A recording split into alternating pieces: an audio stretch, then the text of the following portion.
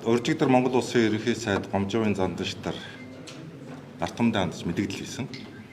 За энэхүү мэдээлэлтэй нүүрсний хулгайтай тэмцэх ажлыг эрчимжүүлэх ажлын хүрээнд намайг хууль зүйн дотоод хэргийн сайдаар томилж байгаагаа мэдгдсэн.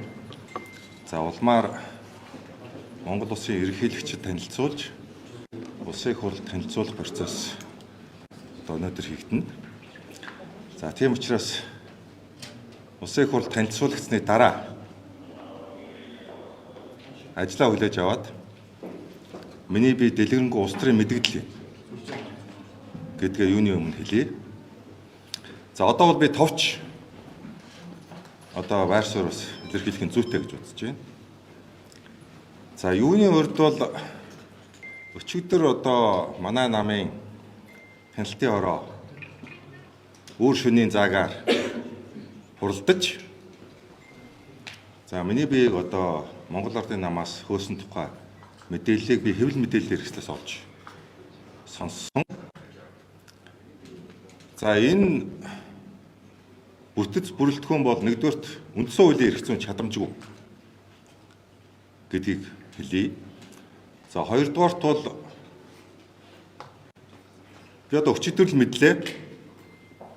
Энэ хяналтын хорооны гаргасан шийдвэрийн 4-5 хүн нь 2023 оны 12 сард улсын их хурлаас зохион байгуулагдсан нүүрсний хулгайтай холбоотой сонсголт гэрчээр дуудагдчихсэн хүмүүс байна.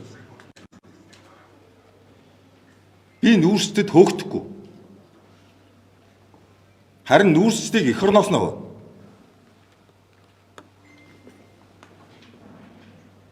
Энэ өдрүүдэд их олон юм их тодорхой болж байна.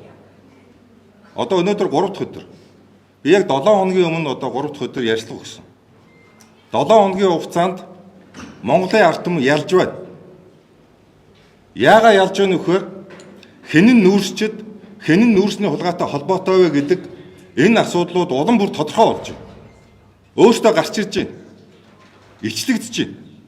Энэ ямар хэмжээний улс орны хэрсэн, эрх мэдэл сүлдсэн, худалдаж авсан ямар ч үнээр хамаагүй эрх мэдлийн оройд залрахаар ударч байгаа гэдэг олон зүйлийг энэ өдрүүд илчилж байна. Энэ бол Монголын ард түмний ялт. Тийм учраас би Гомжовын зандагчдаар ерөнхий сайдын хэлсэнчлэн нүүрсний хулгайтай тэмцэнэ гэдэг бол боломжийг хулгайлж байгаа. Цалин тэтгэмжийг нэмэх боломжийг хулгайлж байгаа. Хүүхдүүдийн сурах боломжийг хулгайлж байгаа. Монголын ирээдүйг хулгайлж байгаа. Энэ хулгайчтай хийх тэмцэл гэж ойлгох хэрэгтэй.